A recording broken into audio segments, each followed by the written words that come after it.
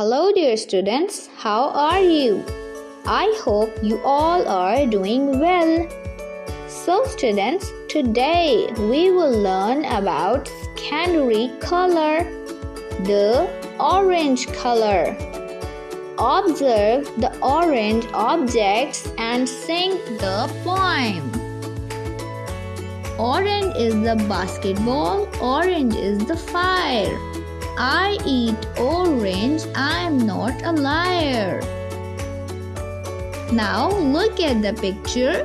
The car is orange. The basketball is orange. And the tower clock is orange. So students, now let's have a little activity. Color the pumpkins orange and say aloud. Pumpkins are orange. So students, keep learning and keep growing. See you soon.